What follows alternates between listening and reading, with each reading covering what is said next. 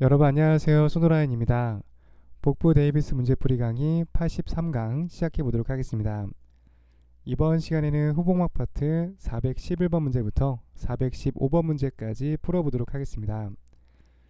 네, 문제를 보시면은 후복막의 컴파트먼트 중에서도 소아스와 쿼드라투스 머스를 포함하고 있는 구역에 대해서 물어보고 있습니다.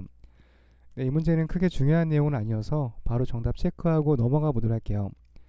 이 두 가지가 포함되어 있는 구역은 D번에 있는 레트로페셜 스페이스라는 것 정도만 참고적으로 봐두시면 되겠습니다. 넘어가서 다음 문제 보겠습니다. 문제 내용 보시면은 에올틱 주변에서 하이퍼 에코익한 스트럭처가 나타난다라고 설명을 하고 있고요. 사이즈는 2cm보다 크다라고 추가 설명이 되어져 있습니다. 또한 이 밖에도 셀리악 트렁크 쪽과 슈페리어 메센테리 아테리 쪽에서도 이런 것들이 관찰된다라고 설명을 하고 있는데요. 이것과 가장 관계가 있는 것을 선택해 본다면 C번을 선택해 볼 수 있겠습니다.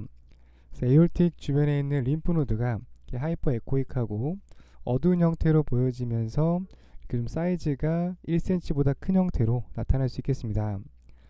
림프 노드들은 이쪽 에올틱뿐만 아니라 다른 곳에서도 나타날 수 있겠는데요.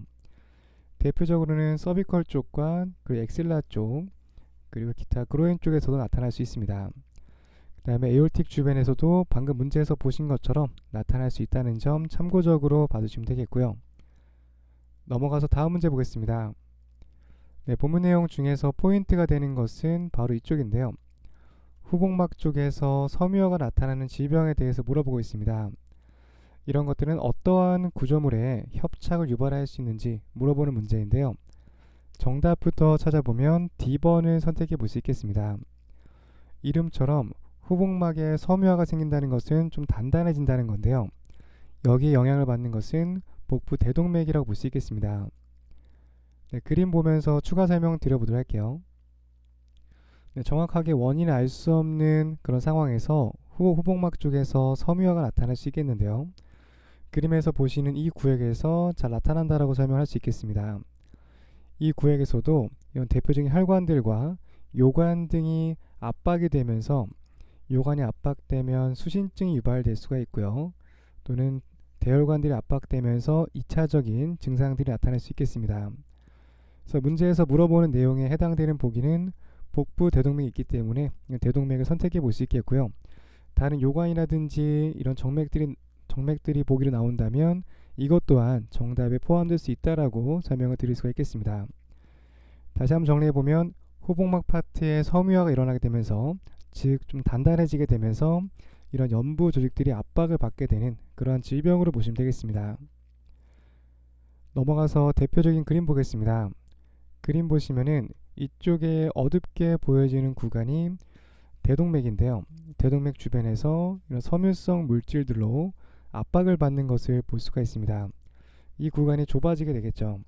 이런 것들을 잘못 보면은 동맥경화로 오인할 수 있기 때문에 이 두 가지 방향에서 혈관 내부에 있는 것인지 아니면 외부에서 압박을 받고 있는 것인지를 분간할 필요가 있어요. 그래서 이런 것들은 후복막 섬유증과 연관이 있는 영상이라는 거 참고적으로 봐두시면 되겠습니다.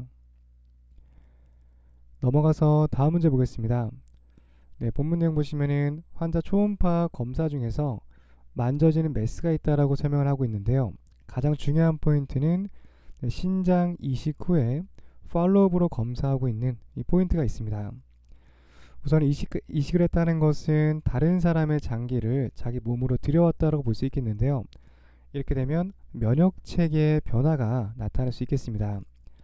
그래서 주변에 어네코익한 메스가 멀티플하게 세프테이션 되어져 있다는 표현이 나타나 있는데요.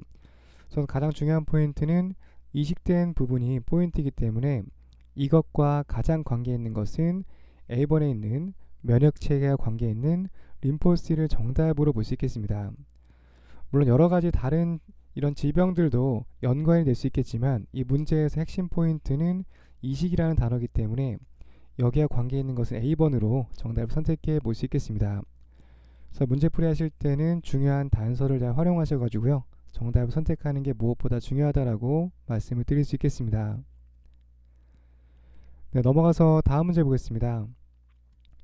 초음파 검사 진행하고 있는데요. 여러 개의 작은 림프 노드가 대동맥 주변에서 나타나고 있다라고 설명을 하고 있어요. 이러한 상태에서 림프 노드를 평가할 때 꼭 포함이 되어야 되는 그런 보기에 대해서 물어보고 있습니다. 물론 여기 있는 내용들 모두 다 중요한 어떤 포인트라고 볼 수 있겠는데요. 이 중에서도 림프 노드는 사이즈를 각기 잘 측정할 필요가 있습니다.